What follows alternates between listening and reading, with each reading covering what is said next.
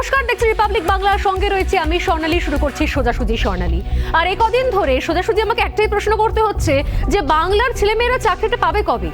রোজ একই প্রশ্ন করতে হয়, রোজ কোনো উত্তর পাওয়া যায় না, কারণ উত্তর যারা দেবেন তারা এই মুহূর্তে শুধুমাত্র সিবিআই যারা সম্মুখীন হচ্ছে না, তারপর তারা উধাও হয়ে যাচ্ছেন। তারা সংবাদ মাধ্যমের সামনেও আসেন না, তারা জানানো না যে আসলে হয়েছিলটা কি, চাকরিটা গিয়েছিল কোথায়। কিন্তু যারা সামনে আসেন, যারা সংবাদ মাধ্যমের সামনে আসেন, যারা খোলা মঞ্চে যান, যারা বক্তব্য রাখেন, তাদের কি প্রতিক্রিয়া পাওয়া যায়? তারা কি বলেন? তারা তো বলে ফেলছেন যে বিচার ব্যবস্থায় 1% বিচারপতি নাকি বিভিন্ন যোগসাজশে কাজ করেন, বিভিন্ন তল্পিবাহক হিসেবে কাজ করেন। তারা কথায় কথায় সিবিআই দেন। আমার একটাই সোজাসুজি প্রশ্ন, এত বড় দুর্নীতিতে সিবিআই না দিয়ে করতোটা কি? আর কোন কোন ক্ষেত্রে সিবিআই দেওয়া উচিত হয়নি তার কোনো তালিকা আছে? 1% বিচারপতির মধ্যে কোন বিচারপতি সেই নাম বলা আছে? আমি তো প্রশ্ন পরে করব, কিন্তু তার আগে কোথাও সুমোটা মামলা দায়ের হয়ে গিয়েছিল, যদিও খারিজও হয়ে গেছে। কথা বলছি অভিষেক বন্দ্যোপাধ্যায়ের ব্যাপারে। কিন্তু এই মুহূর্তে দাঁড়িয়ে রাজ্যে সব থেকে বড় যে ইস্যু তা হচ্ছে দুর্নীতি। চাকরি নেই, চাকরি কেনাবেচা হয়েছে, এর থেকে বড় সত্যি আর কিছু নেই। আর সেই জায়গা থেকে সেই সত্যিকে চাপার জন্য আর কি মিথ্যে সামনে আসছে, আর কি অভিযোগ সামনে আসছে তুলে ধরবো। এখানেকের হট্টমেলা নয়, রায় জানানোর প্ল্যাটফর্ম নয়, বাংলা টেলিভিশনে প্রথমবার যুদ্ধক্ষেত্র থেকে স্টুডিও, সোজা প্রশ্নের T20। ঘুরিয়ে নাক দেখাই না আমি, যখন তখন রং বদলাই না। আমি স্বর্ণালী, প্রশ্ন করি সোজাসুজি।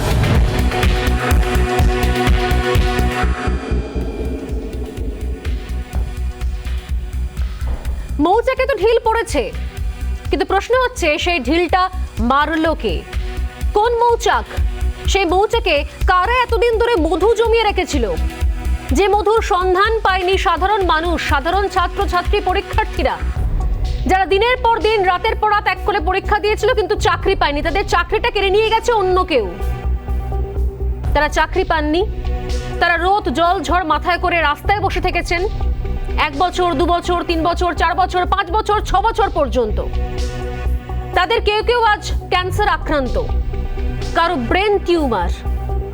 আর সেই সমস্ত এত বড় দুর্নীতি নিয়ে যখন প্রশ্ন ওঠে, এত বড় দুর্নীতি নিয়ে যখন সিবিআই তদন্ত হয়, এত বড় দুর্নীতি নিয়ে যখন রাজ্যের মন্ত্রীদেরকে দফায় দফায় ঘন্টায় ঘন্টায় জেরা করা হয় যে টাকাগুলো গেল কোথায়, কেন টাকার বিনিময়ে চাকরি কেনাবেচা হয়েছে, তখন প্রশ্ন ওঠে বিচারপতির সিদ্ধান্ত নিয়ে, নির্দেশ নিয়ে, রায় নিয়ে। আজকে বলা হচ্ছে মৌচাকে ঢিল পড়েছে, কিন্তু প্রশ্ন এখানেই যে এখন এই ঘোলা জলে ঘুরপাক খাচ্ছে যে এই ঢিলটা মারলো কে? আসলে সত্যি কোন মৌচাকে গিয়ে ঢিল পড়লো, আর ঠিক কতদিন বা সময় লাগবে আসল ছবিটা স্পষ্ট হতে? নিয়ম করে কখনো হাইকোর্ট, কখনো সিবিআই এর দুয়ারে দৌড়চ্ছেন মন্ত্রী আমলারা। শীত, গ্রীষ্ম, বর্ষা, রোদে জলে বসে থাকা আন্দোলনকারীদের দাবি শোনার, একটা দাবি শোনারও সময় হয়নি যাদের। প্রতিদিনই উঠে আসছে একের পর এক চাঞ্চল্যকর তথ্য। এসএসসি দুর্নীতি মামলায় সিবিআই স্ক্যানার এই মুহূর্তে রাজ্যের বর্তমান শিক্ষা প্রতিমন্ত্রী এবং প্রাক্তন শিক্ষামন্ত্রী। ঠিক তখনই সিবিআই তদন্ত বিচার ব্যবস্থা নিয়ে প্রশ্ন তুলে দিলেন অভিষেক বন্দ্যোপাধ্যায়। হলদিয়া সভা থেকে বিচারপতিদের 1%কে তল্পিবাহক বলে কটাক্ষ করেছিলেন অভিষেক। এবং আমরা কি দেখলাম, তার মন্তব্য ঘিরে তোলপাড়। কারণ অভিষেক শুধুমাত্র রাজ্যের শাসক দলের গুরুত্বপূর্ণ পদেই নেই, তার সঙ্গে তিনি সাংসদ, তিনি সংসদীয় গণতন্ত্রের অংশ। তিনি যদি বিচার ব্যবস্থাকে নিশানা করেন তাহলে কি বার্তা যায় সাধারণ মানুষের কাছে? বিচার ব্যবস্থাকে নিশানা করে সাংসদ সীমা অতিক্রম করেছে বলে জানিয়েছিলেন রাজ্যপাল জগদীপ ধনকর। এদিন শ্যামনগরের সভা থেকে তারই পাল্টা দিলেন অভিষেক। যদিও গতকালও তিনি বলেন টুইট করে তিনি যে মন্তব্য করেছেন তার জন্য তার কোনো আফসোস নেই, যেটা সত্যি সেটা মানুষের সামনে প্রকাশ পাবেই। কিন্তু আজকে যেখানে রাজ্যপাল, এর আগে তিনি নাম না করে বলেছিলেন অভিষেক বন্দ্যোপাধ্যায়কে যেন সাংসদ কখনো এটা বলতে পারে না, তাহলে কোথাও নজর ঘোরানোর চেষ্টা চলছে। কারণ আসল যে দুর্নীতি যে হয়েছে, মানুষ যে চাকরি পায়নি, চাকরি যে খোয়া গেছে, পেছনের তালিকা থেকেও আগের জন চাকরি পেয়ে গেছে, টাকা দিয়ে চাকরি বিক্রি হয়েছে, সেই মূল যে ইস্যুটা, মূল ইস্যু থেকে সরে যাওয়া হচ্ছে। অন্যান্য বিষয়কে কোথাও প্রাসঙ্গিক করার চেষ্টা করা হচ্ছে। আজকে অভিষেক বন্দ্যোপাধ্যায় কি বললেন শ্যামনগরের সভা থেকে, সেটা প্রথমে শুনি। বিচার ব্যবস্থা নিয়ে একটা মন্তব্য করেছিলাম বলে মহামান্য রাজ্যপাল আমাকে বলেছে কি যে আমি সীমারেখা অতিক্রম করেছি। সীমারেখা কে অতিক্রম করছে? আমি বিচার ব্যবস্থা নিয়ে যদি 1% নিয়ে বলি, তার উত্তর কে দিচ্ছে রাজ্যপাল, মানে ঠিক জায়গায় গিয়ে ঢিলটা লেগেছে। মৌচাকে ঢিল পড়েছে। ওদের কাছে আইনের শাসন চলবে, শাসকের আইন নয়। কিন্তু কেউ যদি ভাবে একটা লোককে আমি প্রোটেকশন দেবো বলে আমি যা ইচ্ছা তাই করবো, আমরা তার বিরুদ্ধে বলতে পারি না, আমাদের অধিকার নেই কোনো জাজমেন্টকে ক্রিটিসাইজ করা। কেউ বলতে পারে যে ফিউচারে এই লোকটার বিরুদ্ধে এফআইআর হবে, এমন সব জাজমেন্ট আপনি বলতে পারেন ভবিষ্যতে এই লোকটার বিরুদ্ধে এফআইআর হবে না, এটা কোনো কোর্ট বলতে পারে? আমরা বিচার ব্যবস্থাকে ধন্যবাদ জানি। 99% লোক এখনো মেরুদণ্ড উঁচু করে, মাথা উঁচু করে আছে বলে ভারতবর্ষ আজ বেঁচে আছে। কেন আমি তো একজনকে বলেছি, অন্যজন রিয়াক্ট করছে কেন? ঠাকুর ঘরে কে? আমি তো কলা খাইনি, আমি তো রাজ্যপালকে কিছু বলিনি। রাজ্যপাল বলছে কেন আমি সীমারেখা অতিক্রম করেছি? আমি রাজ্যপালের উদ্দেশ্যে তো কিচ্ছু বলিনি, একটা শব্দ বলিনি। আমি তো কোনো জাস্টিস নিয়ে কোনো কথা বলিনি। তাহলে ঠাকুর ঘরে কে? আমি তো কলা খাইনি। রাজ্যপালকে তো কিছু বলেননি অভিষেক বন্দ্যোপাধ্যায়, তাহলে রাজ্যপালের রিয়াক্ট করার কি হয়েছে? অভিষেক তো বলেছেন 1% বিচারপতিকে নিয়ে, যদিও 1%, আজকেও তিনি বললেন যে 99% বিচারপতি মেরুদণ্ড সোজা রেখে রায় শোনান, সুপ্রিম কোর্টের উপর তার আস্থা রয়েছে, কিন্তু সেই 1%-এর নাম তো আজকেও প্রকাশ্যে আনলেন না অভিষেক বন্দ্যোপাধ্যায়। সোমবার অভিষেকের বিরুদ্ধে হাইকোর্টে স্বতঃপ্রণোদিত মামলা খারিজ হলেও কার্যত লক্ষণ রেখা টেনেছেন হাইকোর্টের বিচারপতি।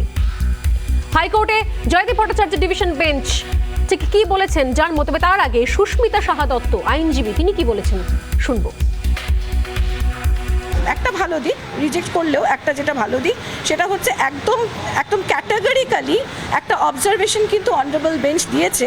এবং আমি যেটুকু আইন বুঝি, হাইকোর্টের একটা অবজারভেশন মানে that is a dictum falling from the honourable court.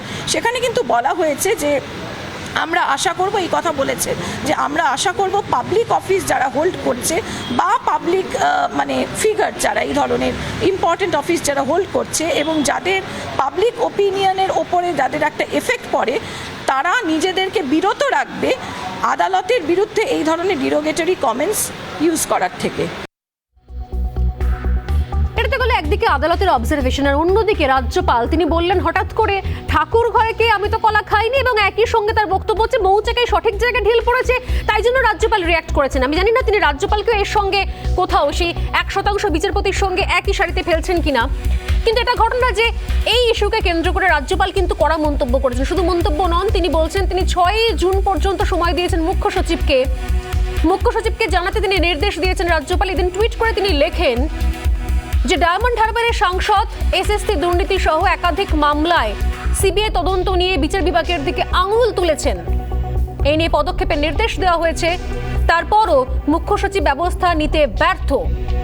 6 জুনের মধ্যে মুখ্য সচিবকে কারণ জানাতে হবে কেন মুখ্য সচিব কোনো ব্যবস্থা নেয়নি বিচার ব্যবস্থার দিকে আঙুল তোলার পরও এই সাংসদের প্রতি। আজকে আরো একবার টুইট করে জানান রাজ্যপাল জগদীপ ধনকর।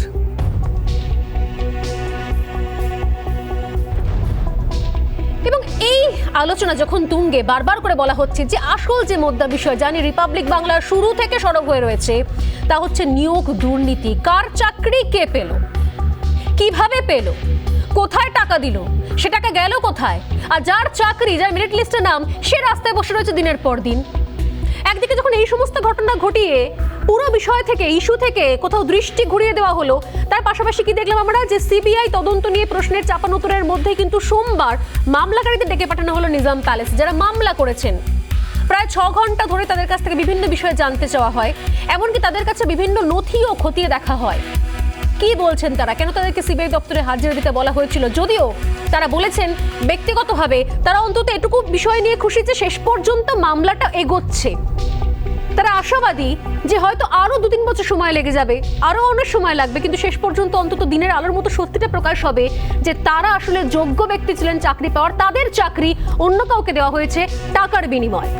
কি বললেন আজকে দীপঙ্কর রায়, অনিন্দিতা বেরা, শুনবো। আমার পেছনে যে র্যাঙ্ক ছিল সে আমার আগে চাকরি পেয়ে গেছে, তো সেই সংক্রান্ত সমস্ত নথি নিয়ে আমাকে আসতে বলা। আমার যে র্যাঙ্ক ছিল তার থেকে ওরা আরো 50 জন পেছনে ছিল, সে পেয়ে গেছে, আমারটা হয়নি, সেজন্য আমাদেরকে ডাকা।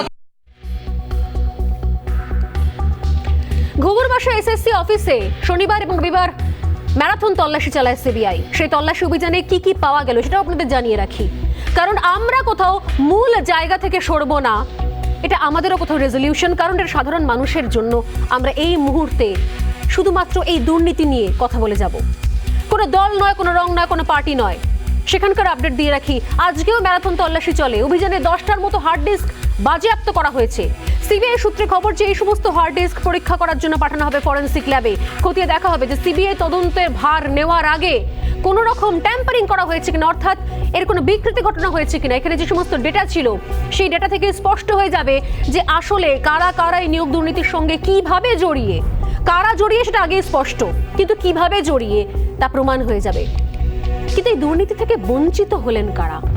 যারা এখনো পর্যন্ত আন্দোলন চালিয়ে যাচ্ছেন, যারা বিভিন্ন প্রতিকূলতার মধ্যে এখনো পর্যন্ত লড়াইয়ের ময়দানে পড়ে রয়েছেন শুধু একটা মাত্র আশাতে যে হয়তো তারা বিচার পাবেন, হয়তো চাকরি পাবেন, এবং হয়তো যারা ভুল পথে টাকা দিয়ে চাকরি পেয়েছেন, এক অঙ্কিত অধিকারী নয়, তাদের চাকরিও একদিন কেড়ে নেওয়া হবে। তারা কারা, কি বলছেন শুনবো। আমরা তো যোগ্য প্রার্থী, আমরা মেরিট লিস্টের নাম আছে, অথচ যারা ফর্ম ফিল আপ করেনি, যারা র্যাঙ্কের পিছন দিকে আছে, তারা টাকার বিনিময়ে তারা চাকরি পেয়েছে। 442 দিন ধরে আমরা রাস্তার ধারে পড়ে আছি। আজকে আমি ব্রেন টিউমার অপারেশন করে আসার পরে আমি শারীরিকভাবে প্রচণ্ড অসুস্থ, তারপরেও আমি আন্দোলন চালিয়ে যাচ্ছি একটাই কারণ আজকে এই কালো রাস্তার ধারে আমার সহকর্মীরা 442 দিনে যে লড়াইটা লড়ছে তারা আমার থেকেও বেরিয়ে অসুস্থ। 365 দিনে 1 বছর হয়, আর যারা লড়াই করছেন, ময়দানে পড়ে রয়েছেন, তারা 442 দিন ধরে রাস্তায় পড়ে রয়েছেন। নিয়োগের ভুরি ভুরি দুর্নীতি, বারবার সরব হলেও বিচার পাওয়া যায়নি, এমন অভিযোগে সরব হয়েছেন চাকরি প্রার্থীরা। বিক্ষোভ দেখাচ্ছেন জেলায় জেলায়, তারপরও বিচার পাওয়া যায়নি। ওই যে বিচারের বাণী নীরবে নিভৃতে কাঁদে।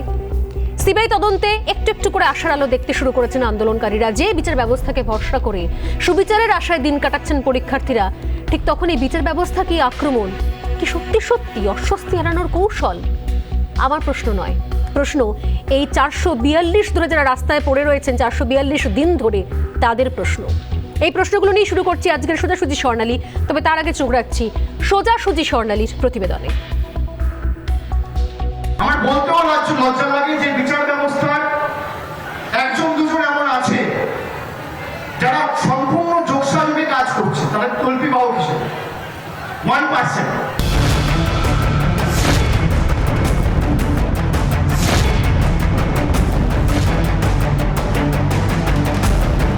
ডায়মন্ড হারবারের সাংসদের এই মন্তব্য ঘিরে তোলপাড় বঙ্গ রাজনীতি। বিচার ব্যবস্থার একাংশকে নিশানা করে অভিষেকের এই মন্তব্যের বিরুদ্ধে হাইকোর্টে দায়ের হয়েছিল শতপ্রণোদিত মামলা। যদিও সোমবার সেই মামলা খারিজ করে হাইকোর্ট। মামলা খারিজ করলেও হাইকোর্টের পর্যবেক্ষণ, জনপ্রতিনিধিরা এমন মন্তব্য থেকে বিরত থাকবেন, মন্তব্য করলেও সবকিছু মাথায় রাখবেন। যেটা ভালো দিক সেটা হচ্ছে একদম ক্যাটাগরিক্যালি একটা অবজারভেশন কিন্তু অনারেবল বেঞ্চ দিয়েছে যে আমরা আশা করব পাবলিক অফিস যারা হোল্ড করছে, যাদের পাবলিক ওপিনিয়নের ওপরে যাদের একটা এফেক্ট পড়ে, তারা নিজেদেরকে বিরত রাখবে আদালতের বিরুদ্ধে এই ধরনের ডিরোগেটরি কমেন্টস ইউজ করার থেকে। অভিষেকের এই মন্তব্য ঘিরেই শুরু হয়েছে শাসক বিরোধী তরজা। অভিষেক বন্দ্যোপাধ্যায় এমন কিছু বলেননি যেটা আদালত অবমাননার কারণ হয়। বিচার ব্যবস্থা নিয়ে যে কেউ কথা বলতে পারে। একটা কথা আছে, justice should not only be done, it should appear to have been done. পুলিশগুলো বাড়ির চাকরের মতো, রোজ একটা না একটা আমাদের কর্মীদেরকে নিজের থেকে কেস দিচ্ছে, কিছু হয়নি, মরা পোড়াতে গেলেও কেস দিচ্ছে পুলিশ। উনি চাইছেন যে বোধহয় এই হাইকোর্টটা ওনাদের কথা শুনুক, কেন শুনবে? হাইকোর্টের মতো চলছে। অভিষেক বন্দ্যোপাধ্যায়ের এই মন্তব্যের বিরুদ্ধে নাম না করে আক্রমণ সানিয়েছেন রাজ্যপাল জগদীপ ধনখড়। সোমবার টুইটে রাজ্যপাল জগদীপ ধনখড় লেখেন, ডায়মন্ড হারবারের সাংসদ এসএসসি দুর্নীতি সহ একাধিক মামলায় সিবিআই তদন্ত নিয়ে বিচার বিভাগের দিকে আঙুল তুলেছেন। এ নিয়ে যে পদক্ষেপের নির্দেশ দেওয়া হয়েছে, 6 জুনের মধ্যে মুখ্য সচিবকে তার কারণ জানাতে হবে। ভোট পরবর্তী হিংসা থেকে এসএসসি দুর্নীতি, হাইকোর্টের নির্দেশে অস্বস্তি বেড়েছে রাজ্যের। এসএসসি দুর্নীতিতে সিবিআই স্ক্যানারে রাজ্যের শিক্ষা প্রতিমন্ত্রী ও প্রাক্তন শিক্ষামন্ত্রী। প্রশ্ন উঠছে, সেই অস্বস্তি এড়াতেই কি নিশানায় বিচার ব্যবস্থার একাংশ? হাইকোর্টের এই লক্ষণ রেখায় কি একটু হলেও হুঁশ ফিরবে? রিপাবলিক বাংলা।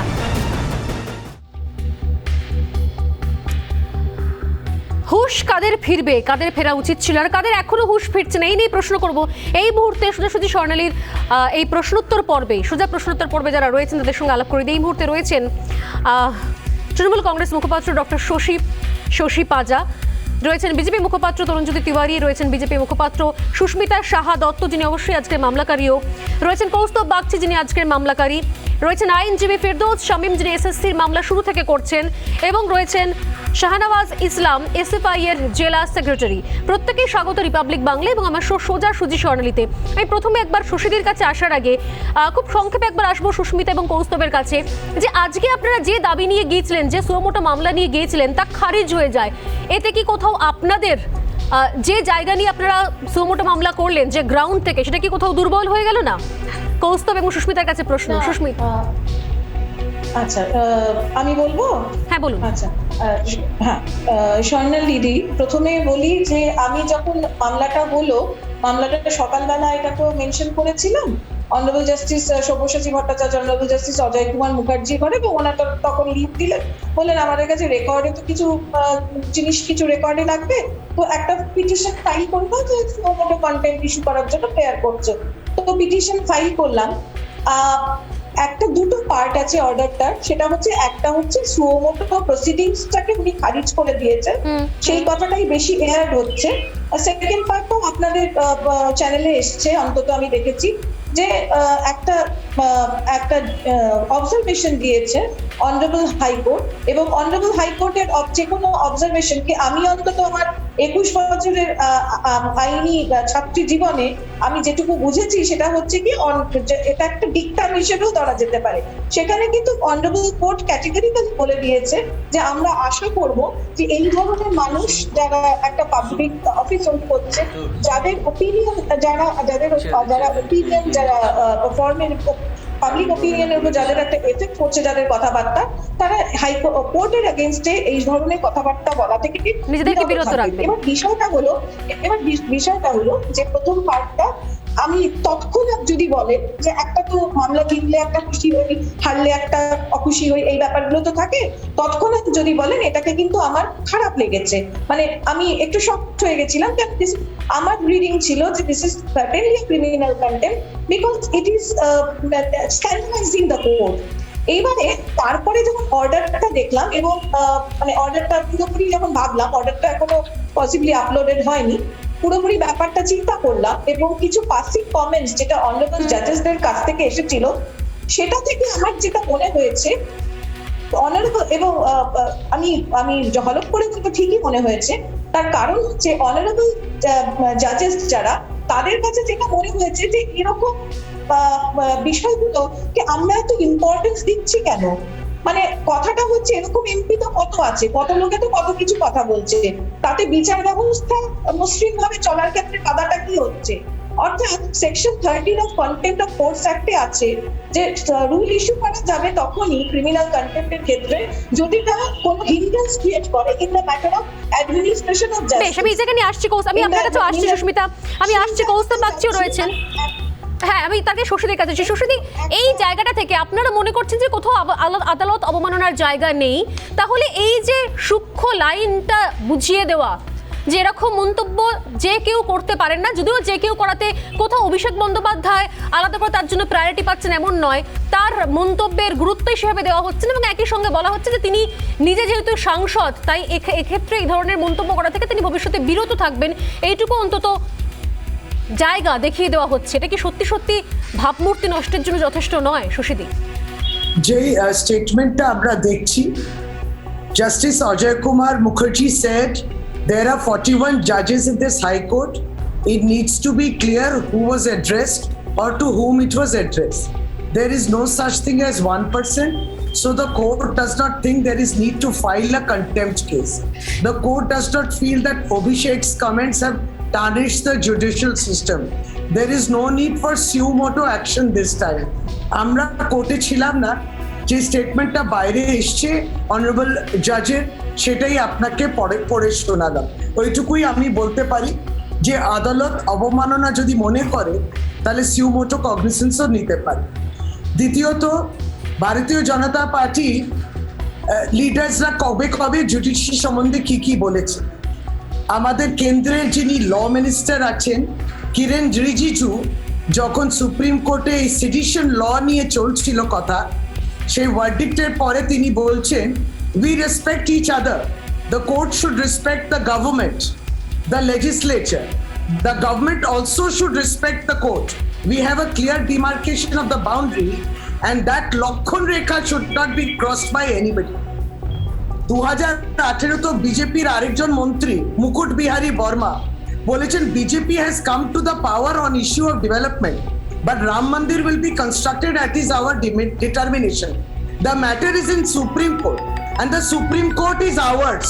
মন্ত্রী বলছেন the judiciary administration and the শশীদি, আপনি যে উদাহরণগুলো টেনে আনছেন, আপনি যে উদাহরণগুলো লিস্ট টেনে আনছেন, সেরকম উদাহরণ তো এরকম আরো রয়েছে, শুধুমাত্র বিজেপি ক্ষেত্রে নয়, যখন কেন্দ্রীয় কংগ্রেস ছিল, বিভিন্ন অন্যান্য রাজনৈতিক দলের ক্ষেত্রে। কিন্তু এই মন্তব্য আপনি যখন সমর্থন করছেন, আপনি কি অভিষেক বন্দ্যোপাধ্যায়কে সমর্থন করছেন? জাস্টিস অজয় মুখার্জির স্টেটমেন্টটা is in black and white. জাজের উপরে আপনি আর আমরা কেউ কথা বলতে পারি না। ওই কথা কার রিডিং কি ছিল, জাজের উপরে নিঃসন্দেহে আপনি বা আমরা কথা বলতে পারি না। তাহলে অভিষেক বন্দ্যোপাধ্যায় যখন বলছেন যে 100% বিচারপতি তারা তল্পিবাহক, একই তো বিষয়, তারা তল্পিবাহক, তারা যোগসাজশে যখন তখন সিবিআই দিচ্ছেন, তাহলে উনি সাংসদ হিসেবে বলতে পারেন, আমরা আলোচনা করতে পারি না, ব্যাপারটা কি এরকম? কোনটা ডিফেন্ড করছেন ম্যাডাম সঞ্চালিকা স্বর্ণালী? আপনি কোনটা ডিফেন্ড করছেন? আপনি ডিফেন্ড করার তো দরকার নেই, আপনি নিরপেক্ষ থাকুন। আপনি জাজের যে স্টেটমেন্ট সেটা দেখুন। অভিষেক বন্দ্যোপাধ্যায় বক্তব্য, পাবলিক মিটিং এবং টুইটে তার শশীদি, আমরা জাজের স্টেটমেন্ট দেখেই কথা বলি, ঠিক যেভাবে জাজের স্টেটমেন্ট আমরা দেখেছিলাম, জাস্টিস গাঙ্গুলির যে স্টেটমেন্ট দেখে আলোচনা করেছিলাম, ঠিক একইভাবে নিঃসন্দেহে অজয় মুখার্জি এবং জয়দীপ ভট্টাচার্য ডিভিশন বেঞ্চের স্টেটমেন্ট দেখেও আলোচনা করছি। কৌস্তবের কাছে আসবো। কৌস্তব, শুধুমাত্র আজকের স্টেটমেন্টে এইটুকু পার্টি আছে নাকি আরো কোনো দিক রয়েছে যেটা আমরা এই মুহূর্তে এখানে আলোচনা করতে পারলাম না? কৌস্তব, এই যে শশীদি এত কথা বলছেন না, এই মামলাটা যেটা হয়েছে সেটা টেকনিক্যাল কারণে কোর্ট এটাকে রিফিউজ করেছে। কিন্তু আমি বলছি পেজ নাম্বার 3 সেকেন্ড প্যারাগ্রাফে কোর্ট বলছে in the present case undoubtedly the comments uttered by the person in question may not be palatable to the general public and to the members of the judiciary. However, such nature of act need not have the effect of tantamount in court. Court কিন্তু কখনো অভিষেক বন্দ্যোপাধ্যায়ের এই কমেন্টকে মান্যতা দেয়নি। এটা সব থেকে importantly এটা বোঝার জায়গাটা আছে, যেটা শশীদি বুঝতে চাইছেন না বা বুঝেও না বোঝার ভান করছেন। আর উনি বারবার অজয় কুমার মুখার্জি বলছেন কেন? This is a division bench judgment. কোনো একটা জাজ অর্ডারটা প্রোনাউন্স করেননি, সেকেন্ড জাজ আই এগ্রি বলেনি, একটা ডিভিশন বেঞ্চের জাজমেন্ট। সেখানে কোর্ট কিন্তু কখনো অভিষেক বন্দ্যোপাধ্যায়ের এই মন্তব্যকে মান্যতা দেয়নি। এবং কোর্ট কনক্লুডিং প্যারাগ্রাফে বলেছে যে এই ধরনের মানুষজন, যারা রেসপন্সিবল মানুষজন কোনো অফিস হোল্ড করছে, তাদের এই ধরনের কমেন্ট করতে জুডিশিয়ারিকে যেটা লোয়ার প্রেস্টিজে দেখানো হয়, তাদের রিপ্রেন্ট করা উচিত। আজকে এর থেকে শিক্ষা নেওয়া উচিত তাদের। কালকে যে ধরনের মন্তব্য হচ্ছে দেখুন, আজকে একটা সুমোটো কন্টেন্টের আমরা একটা প্রেয়ার করেছিলাম কোর্টের কাছে। কোর্ট সেটাকে টেকনিক্যাল গ্রাউন্ডে কোর্টের মনে হয়েছে সেটা এন্টারটেইনমেন্ট, কারণ এই যে সুমোটো কন্টেন্টের যে বিষয়টা আছে না, সেটা has to be exercised in the sparing cases, in the rarest of rarest cases. Court আজকে অভিষেক বন্দ্যোপাধ্যায়ের মন্তব্যটাকে উপেক্ষা করেছে, বলেছে রাস্তার যে কেউ যা খুশি বলতে পারে, তার মানে এই নয় যে জুডিশিয়ারিকে তার দিকে কর্ণপাত করতে হবে। যদি আমরা কর্ণপাত করা শুরু করি, তাহলে আমরা গোটা জাস্টিস ডেলিভারি সিস্টেমের প্রক্রিয়াটাই হচ্ছে উপেক্ষিত হবে। কিন্তু কোর্ট কখনো অভিষেক বন্দ্যোপাধ্যায়ের এই স্টেটমেন্টটাকে মান্যতা দেয়নি। কোর্ট বলেছে যে এই ধরনের মন্তব্য it is not palatable to the general public at large and to the judicial system at large. এর থেকে তৃণমূলের শিক্ষা নেওয়া উচিত, বাজপুর শিক্ষা নেওয়া উচিত। এইটাকে তৃণমূলের যে কোনো মুখপাত্র যদি ডিপেন্ড করতে চায়, ডিপেন্ড না করে তাদের উচিত যে ভাইপো যে কথাবার্তাগুলো বলেছে সেগুলো অন্যায় করেছে, এই ধরনের কথাবার্তা থেকে আগামী দিন ভাইপোকে এবং তৃণমূল কংগ্রেসের যে কোনো এদিকে পাল্টা শশীদি আজকে উনি বলছেন যে মৌচাকে সঠিক জায়গায় ঢিল পড়েছে। রাজ্যপাল কেন মন্তব্য করছেন? মৌচাকে ঢিল পড়ার সঙ্গে এখানে এই বিচারপতির জাস্টিস গাঙ্গুলির সিবিআই তদন্তের নির্দেশের সঙ্গে এখানে রাজ্যপালের কি সম্পর্ক রয়েছে শশীদি? উনি বলছেন যে মৌচাকে ঢিল পড়েছে, রাজ্যপাল রিপ্লাই দিচ্ছেন। আমি প্রথমে আবারও রিইটারেট করি, অবমাননা যদি কোর্ট মনে করে কৌস্তব বাগচি আর সুস্মিতা দত্ত কাউকে মামলা করতে হবে না, দে উইল টেক সুমোটো কগনিসেন্স। সুতরাং অনেক চিৎকার চেঁচামেচি করবেন না, ঠিক আছে? দ্বিতীয়ত, গভর্নর মহামান্য রাজ্যপাল তিনি এই স্টেটমেন্টে রিয়াক্ট করেছেন কেন সেটাই বোঝা গেল না। এটা বিটুইন কোর্ট এবং যিনি এই যে মামলাকারীরা যারা রয়েছেন কিংবা অভিষেক বন্দ্যোপাধ্যায়, তার মধ্যে মহামান্য রাজ্যপাল কেন রিয়াক্ট করলেন এটা আমার বোধগম্য নেই। কিন্তু যেহেতু ওনার অভ্যেস, আমরা যবে থেকে উনি মহামান্য রাজ্যপাল হয়েছেন এই রাজ্যে, তবে থেকে দেখেছি সমস্ত বিষয়েতে তিনি হস্তক্ষেপ করার একটা প্রবণতা থাকে, একে ডাকো তাকে ডাকো, এবং অনেক সময় দলীয় একটা আমরা দেখেছি প্রবণতা, সেটাও দেখেছি গভর্নর হাউসে। রাজ্যপালের হস্তক্ষেপের বিষয়ে আপনারা বলছেন, কিন্তু আমার বক্তব্য হচ্ছে দুটো বিষয়। একটা হচ্ছে চাইছেন আমি জানি না, না দুটো বিষয়। একটা বিষয় হচ্ছে যে আমার ডিফেন্ড করার কোনো জায়গাতেই নেই। আপনি সঠিক বিষয়, আপনার মধ্যে মনে হচ্ছে যে মহামান্য রাজ্যপাল কেন মন্তব্য করছেন, কিন্তু আমার একটা অন্য গুরুত্বপূর্ণ প্রশ্ন আছে শশীদি এখানে। না যারা বিজেপির হয়ে বলছে তাদের নিজের চরকায় আগে তেল দিন। দিলীপ ঘোষ খুব রিসেন্টলি বলেছে people do not have faith in the courts of West Bengal, কারণ জজেদের হাত নাকি কাঁপে কোনো বিচার দেওয়ার সময়। তাহলে কেন কিছু করেননি? কেন মামলা করেননি কৌস্তব বাগচি আর সুস্মিতা দত্তরা? কেন তখন মামলা করেননি? দিলীপ ঘোষ যখন বলল কোর্টের বিরুদ্ধে, আপনারা তখন মামলা, তখন আপনার হাত কাঁপছিল না? আপনাদের কনসিয়েন্স করে কিছু বলছিল না? আমি উত্তর নেব কিন্তু আমি উদ্দেশ্য প্রণোদিত, আমি উত্তর নেব। রাজনীতির বাইরে কথা বলছেন না সুস্মিতা দি, বড় কথা আপনারা বলছেন, এত বড় কথা বলছেন না সুস্মিতা দি। আপনাদের যে page number 4 of the order, Shashi Panja বলছেন, শশী পাজা বলছেন এখন সেকেন্ড প্যারাগ্রাফ করেননি কেন? তখন কানে যায়নি, কানে বাজেনি, না ব্যস্ত ছিলেন, না দেখতে পাননি? খবরের কাগজে বলেছেন দিলীপ ঘোষ। আমার দুটো প্রশ্ন করতে আমি আসছি, এক তরুণজ্যোতির কাছে উত্তরটা নেব, তরুণজ্যোতি যে বিষয় নিয়ে বলা হচ্ছে। আর পাশাপাশি এই মুহূর্তে জানিয়ে রাখি ফিরদৌস শামীম আমাদের সঙ্গে যোগদান করেছেন। ফিরদৌসের কাছে আমি আসবো সম্পূর্ণ অন্য একটা বিষয় নিয়ে, তাকে খুব সংক্ষেপে তরুণজ্যোতি যে বিষয়টা প্রশ্ন করছেন, খুব স্পেসিফিক প্রশ্ন করছেন শশী পাজা, কি বলবেন? দেখুন, প্রথমত হচ্ছে স্বর্ণালী আমি একটা উত্তর দিয়ে দিই, এখানে একটা উত্তর দিয়ে দেবো, শুধু একটা উত্তর দেবো। বলুন একটা জাস্ট উত্তর দেব। এখানে যে শশীদি এত চিৎকার চেল্লামেল্লি করছেন, আমি বুঝতে পারি যে কম্পালশনটা, চাকরি বাঁচানোর কম্পালশন, কিন্তু শশীদিকে আমি রিকোয়েস্ট করব পেজ নাম্বার 4 সেকেন্ড প্যারাগ্রাফটা পড়ার জন্য। কোর্ট বলেছে, if stray comments by any citizen of India, be him or her a member of parliament or not, from the courts to issue suo motu rule of contempt, it would be impossible for the judiciary to discharge its judiciary functions in more important matters. Court উপেক্ষা করেছে অভিষেক বন্দ্যোপাধ্যায়। আপনি মামলা করুন দিলীপ ঘোষের বিরুদ্ধে, তারপর বুঝবো কবে থেকে বন্ধ চাইছে। দিলীপ ঘোষ খুব সংক্ষেপে আমি আসছি শশীদি আমি আসছি, কৌস্তব আসছি,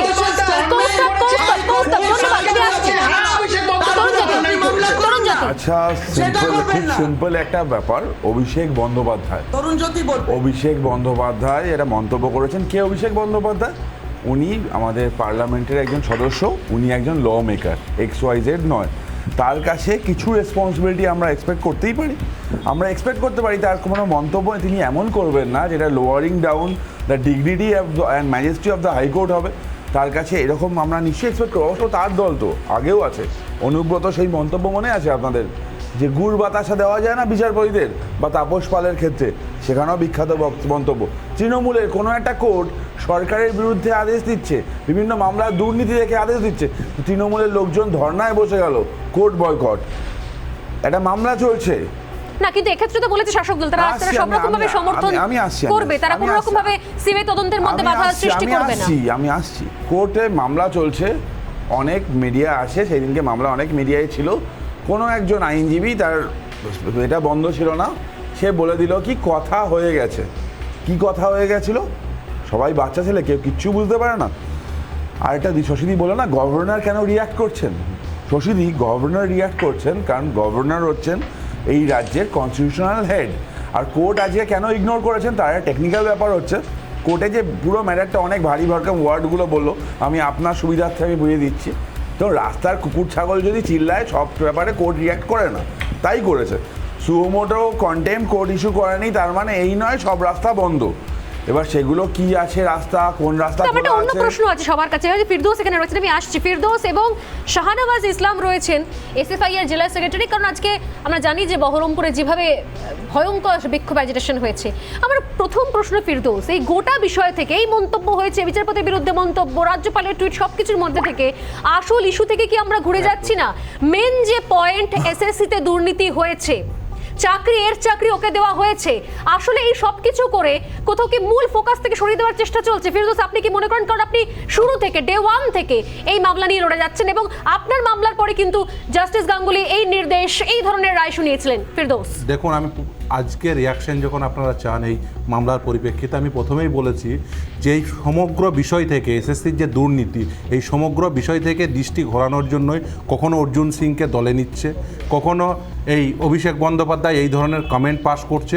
দেখুন, এই ধরনের কমেন্ট পাস করে এর আগে মমতা বন্দ্যোপাধ্যায়ও বলেছিল, আমি সেই রায়ের অংশটিকে পড়ে শোনাই। মমতা বন্দ্যোপাধ্যায় কী বলেছিল, কেন আজকে টাকার বিনিময়ে কোর্টে বিচার হবে। সেই মামলায় মহামান্য বিচারপতি জয়মাল্য বাগচি এবং মহামান্য বিচারপতি অরুণ মিশ্র একটা অবজারভেশন দিয়েছে, সেই অবজারভেশনের অংশটুকু আমি শুধুমাত্র পড়ে শোনাচ্ছি।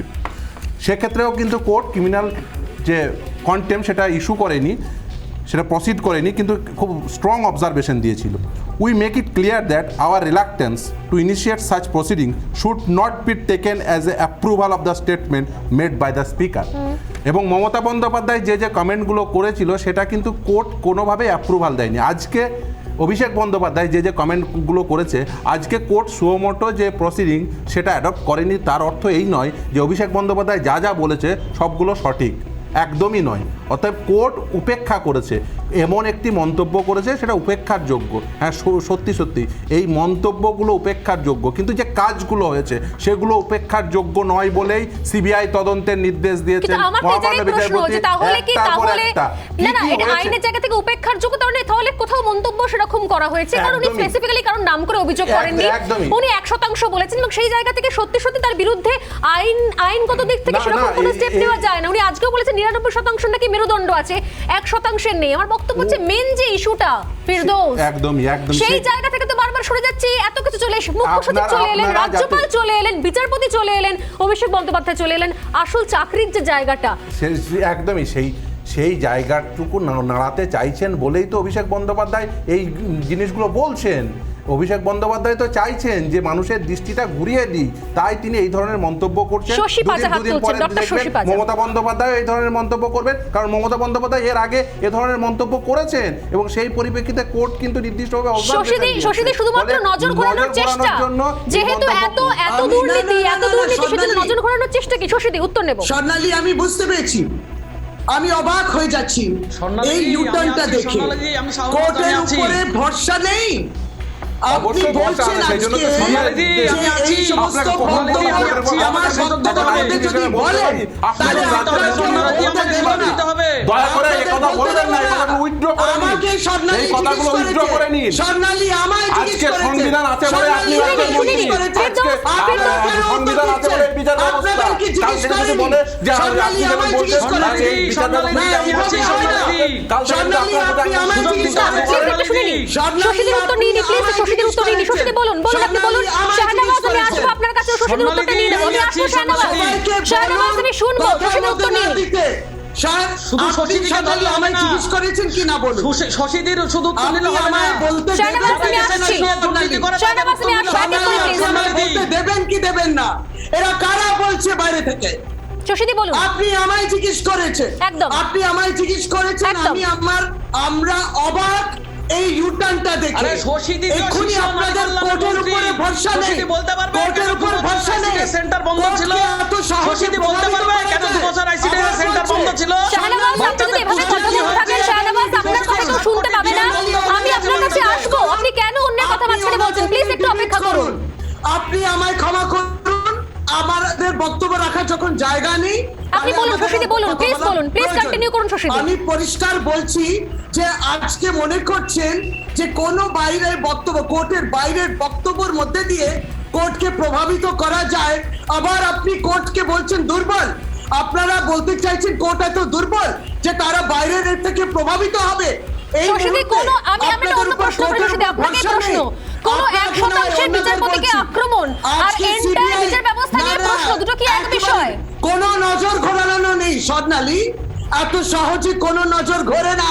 তাহলে যদি আপনাদের কোর্টের উপর আস্থা থাকে, তাহলে জাস্টিস গাঙ্গুলি যেটা বলেছিলেন, তিনি বলেছিলেন যে হয় বরখাস্ত করা হোক, না হয় তারা নিজেরা পদত্যাগ করুন। এখনো পর্যন্ত কেন পার্থ চ্যাটার্জি বা শিক্ষা প্রতিমন্ত্রী তাদেরকে বরখাস্ত করা হয়নি? কেন বরখাস্ত করা হয়নি এখনো পর্যন্ত? শশীদের কোনো উত্তর রয়েছে? যে শিক্ষা প্রতিমন্ত্রীর মেয়ের চাকরি পর্যন্ত চলে গেল, যে শিক্ষা প্রতিমন্ত্রী পরেশ অধিকারী, তার মেয়ের চাকরি পর্যন্ত চলে গেল, এখনো পর্যন্ত তিনি বহাল তবিয়াতে তার মন্ত্রিত্ব সামলাচ্ছেন, এর কোনো উত্তর রয়েছে? কেন তাকে এখনো পর্যন্ত বরখাস্ত করা হয়নি? ধরলাম আপনাদের অগাধ বিশ্বাস রয়েছে আইনের ওপর, তাহলে কেন এখনো পর্যন্ত জাস্টিস গাঙ্গুলি যা বলেছিলেন সেটা করা হলো না? শশীদের সঙ্গে যোগাযোগ বিচ্ছিন্ন হয়ে গিয়েছে। আমি আসবো আবারও। একটা কথাই বলে যাচ্ছি, হ্যাঁ। কেন নেওয়া হলো না তার কারণ এই ঠক বাজতে গিয়ে গা উজাড় হয়ে যাবে।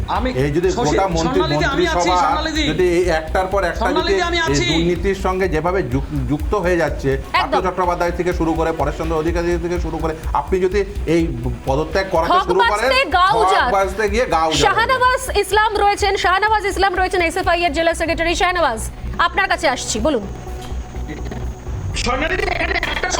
স্বর্ণালীদি আপনি শুনুন, একটা কথা বলে রাখি, আমি বলার সময় কেউ যেন মাঝখানে না বলে, আমি কিন্তু কাউকে ডিস্টার্ব করিনি। বলুন, আপনি বলুন। একটু আপনি শুনবেন।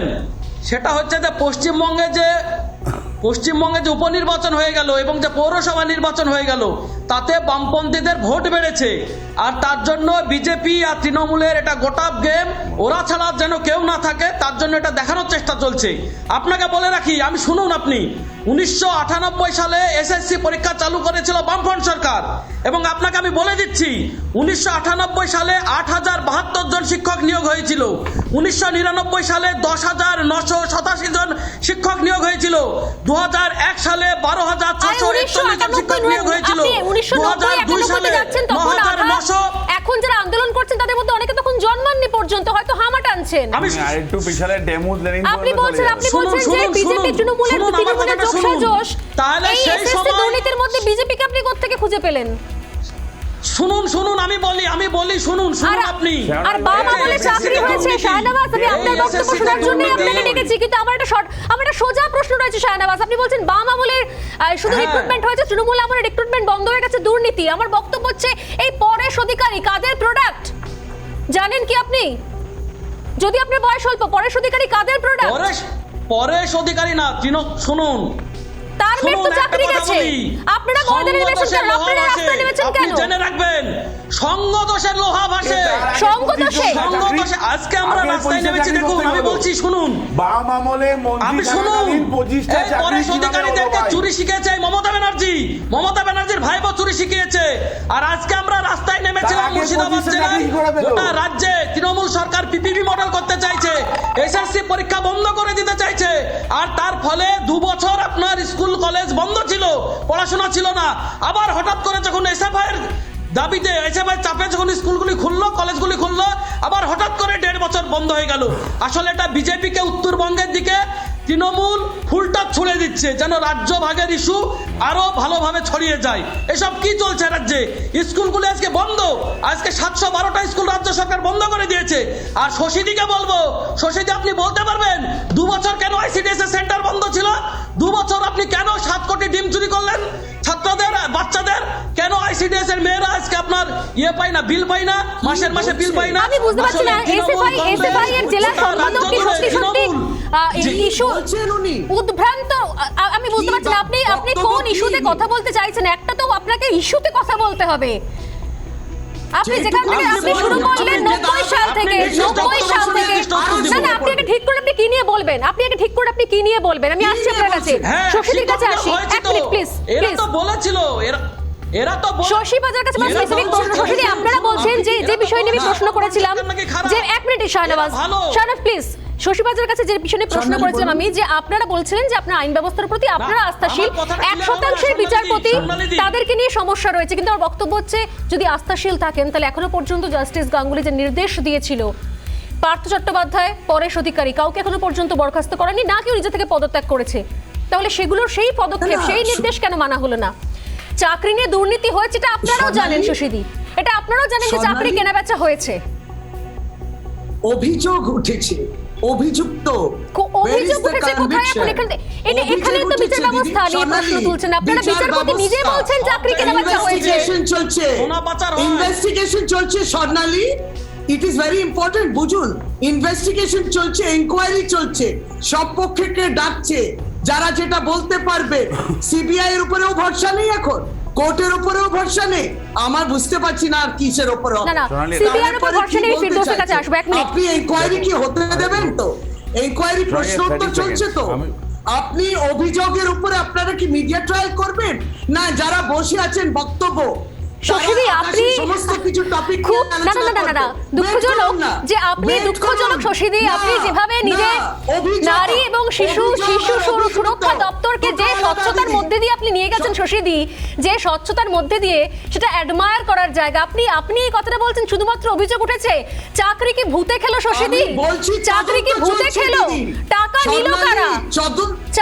টাকা লোকে তদন্ত তদন্ত হোক না, আপনি কি বলতে পারবেন? বলুন, আপনি বলুন কে কে নিয়েছে, প্রমাণ লাগবে তো। আপনি কি নিজে জাস্টিস গাঙ্গুলির যে স্টেটমেন্ট সেটা নিজে পড়েছেন শশীদি? আমি কোন সমস্ত জাজকে আমি সম্মান জানাই, সেই জাজের নির্দেশে সিবিআই ইনকোয়ারি হচ্ছে, সেই সিবিআই ইনকোয়ারি হোক, ডাকছে, প্রশ্ন উত্তর হচ্ছে, জবাব হচ্ছে, আবার ডাকবে, আবার যাবে, এইটুকু আমি জানি, এইটাই আপনারা, এতটাই সহজ, এইটাই আমরা জানি। প্লিজ আমি আসবো ফিরদৌস এবং দুজনের কাছে আসবো, মানে বিরতি নেব, তারপর দুজনের কাছে আসছি, প্লিজ ফিরদৌস 30 সেকেন্ড। আমি বলবো যে এতক্ষণ যে রাজ্যের মন্ত্রী ডক্টর শশী পাজা তিনি বলছেন এটাকে মিডিয়া ট্রায়াল, ওনার নেতা বিচার ব্যবস্থাকে আক্রমণ করছেন, উনি আজকে সংবাদ মাধ্যমকে আক্রমণ করছেন। এই আক্রমণগুলো করতে হচ্ছে কেন? করতে হচ্ছে তার কারণ উনি জানেন যে ওনারা চুরি করেছেন, এতদিন চাল চুরি করতেন, ত্রিপল চুরি করতেন, আজকে প্রতিষ্ঠিত হয়ে গেছেন ওরা চাকরি চুরি করেছে। গ্রুপ সি এর ক্ষেত্রে 381টি, গ্রুপ ডি এর ক্ষেত্রে 609টি, নবম দশমের ক্ষেত্রে একটার পর একটা, পরেশচন্দ্র অধিকারীর মেয়ে 61 পেয়ে তিনি 1 নম্বরে উঠে গেলেন, 77 পেয়ে 20 থেকে 21 হয়ে গেছে। এগুলো সব প্রতিষ্ঠিত সত্য। এই প্রতিষ্ঠিত সত্য যত বেশি প্রতিষ্ঠা পাচ্ছে ওনারা ভয় পাচ্ছে। মানে এখানে কি অভিযোগের কোনো জায়গা আছে? শুধুমাত্র এখন তদন্তের বিষয়ে অভিযোগ হলে অন্য কিছু বেরিয়ে আসবে, এটা তো সম্ভব নয় এখন আর, এই যে স্টেটমেন্ট অনুযায়ী অন্তত দেখুন তদন্ত হবে, তদন্ত প্রক্রিয়ায় সময় লাগবে, এটাই স্বাভাবিক, কিন্তু যে জিনিসগুলো প্রতিষ্ঠা পেয়ে গেছে সেই প্রতিষ্ঠিত সত্যের উপরে উনি অপলাপ করছেন। আমার একটা সহজ প্রশ্ন, সোজা প্রশ্ন, এটা কি তদন্ত হচ্ছে এটা জানার জন্য যেখানে দুর্নীতি হয়েছে কিনা, না তদন্ত হচ্ছে দুর্নীতিটা কিভাবে হচ্ছে তার জন্য? একদমই দুর্নীতি যে তদন্ত হচ্ছে সেটা অর্থাৎ আমরা যখন মামলা করেছি, আপনি যখন আপনার নেতা নেত্রী যখন টাকা নিয়েছে তো ক্যামেরা হাতে দাঁড়িয়ে ছিল না শশী ডক্টর পাজা, ফলে সেই মানি ট্রেল, সেই পয়সার রেকর্ড সেটা অ্যাটেন্ড করবে তদন্তকারী সংস্থা। সেই পয়সা কিভাবে একটার পর একটা ধাপ পেরিয়ে এই নেতা মন্ত্রীদের কাছে পৌঁছে গেছে সেটা তদন্ত করবে। ফলে যে হয়েছে এটা প্রতিষ্ঠিত সত্য। একটা বিরতির পর ফিরে আসছি শশীদি, আপনার কাছে ফিরে আসবো। তরুণ অনেকক্ষণ ধরে হাত তুলছেন, তরুণের কাছে আসবো। সঙ্গে থাকুন, আমাদের সঙ্গে ছিলেন শাহনওয়াজ ইসলাম। শাহনওয়াজ, আপনাকে অনেক ধন্যবাদ। এটা বিরতির পর ফিরে আসছি, সঙ্গে ঠাকুর ঘরে কি আমি তো কলা খাইনি।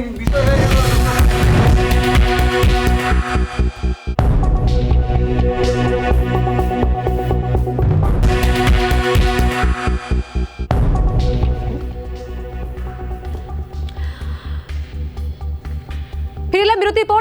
যখন একদিকে এই রাজ্যের নিয়োগ দুর্নীতি নিয়ে আমরা আলোচনা করছি, ঠিক সেই মুহূর্তেই একটা বড় খবর আসছে আপনাদের দিয়ে রাখি সোজাসুজি স্বর্ণালীতে। তা হচ্ছে দিল্লির স্বাস্থ্যমন্ত্রী সত্যেন্দ্র জৈন, তাকে গ্রেপ্তার করা হলো। ইডি তাকে গ্রেপ্তার করে আর্থিক তছরূপের অভিযোগে, তাকে গ্রেপ্তার করা হয় আর্থিক তছরূপের অভিযোগে। সিবিআই এর এফআইআর হয়, হাওয়ালা কাণ্ডে তার নাম জড়িয়ে যায় এবং সেই এফআইআর এর ভিত্তিতেই কিন্তু তদন্ত শুরু করে ইডি, এবং ইডির হাতেই আজ গ্রেপ্তার হন সত্যেন্দ্র জৈন, আপ লিডার, আম আদমি পার্টির নেতা এবং অবশ্যই দিল্লির স্বাস্থ্যমন্ত্রী কেজরিওয়ালের মন্ত্রিসভার সদস্য। 2017 মামলায় গ্রেপ্তার হলেন সত্যেন্দ্র জৈন।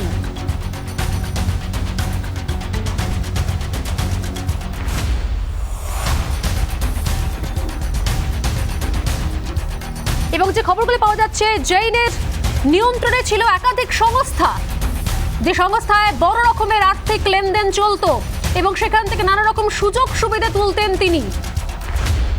এর আগে 2017 থেকেই এই নজরে, আর্থিক দুর্নীতির নজরে কোথাও পড়ে গিয়েছিলেন সত্যেন্দ্র জৈন। অত্যন্ত সহযোগী, অত্যন্ত ঘনিষ্ঠ কেজরিওয়ালের, দিল্লির মুখ্যমন্ত্রী অরবিন্দ কেজরিওয়ালের অত্যন্ত ঘনিষ্ঠ এই আপ নেতা এবং বর্তমানে দিল্লির স্বাস্থ্যমন্ত্রী তিনি। 2017 মামলার প্রেক্ষিতে আজ তাকে গ্রেপ্তার করল ইডি এনফোর্সমেন্ট ডিরেক্টরেট। হাওয়ালা কাণ্ডে গ্রেপ্তার হলেন সত্যেন্দ্র জৈন।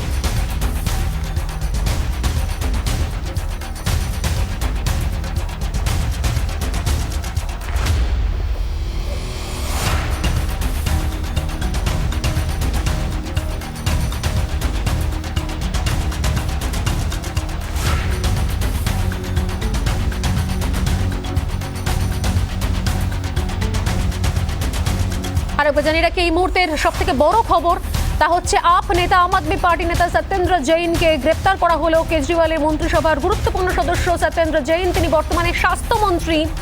আর্থিক তছরূপে জড়িত থাকার অভিযোগ তার বিরুদ্ধে ছিল, যে অভিযোগে সিবিআই এর এফআইআর হয়, সিবিআই তদন্ত চলছিল, তার মধ্যে ইডির হাতে গ্রেপ্তার হলেন দিল্লির স্বাস্থ্যমন্ত্রী সত্যেন্দ্র জৈন।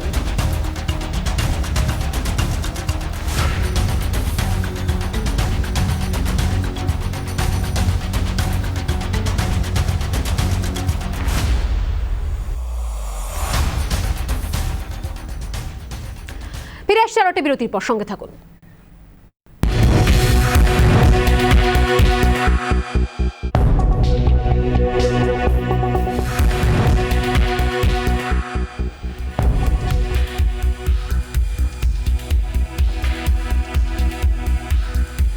একটা দুর্নীতি, আর সেই দুর্নীতিকে কেন্দ্র করে অনেক মামলা, তদন্ত, সিবিআই, এখন ইডি পর্যন্ত ঢুকে গিয়েছে। প্রশ্ন এই মুহূর্তে একটাই, তাহলে এর নেপথ্যে রয়েছে কারা?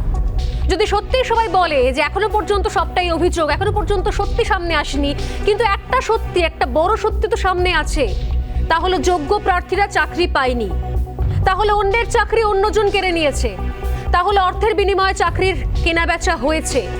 কিন্তু কারা করেছে, কি উপায় করেছে, যতদিন না সেগুলো স্পষ্ট হবে ততদিন পর্যন্ত যে সমস্ত যোগ্য চাকরি প্রার্থীরা রাস্তায় বসে রয়েছেন তাদের সঙ্গে হয়তো সুবিচার হবে না।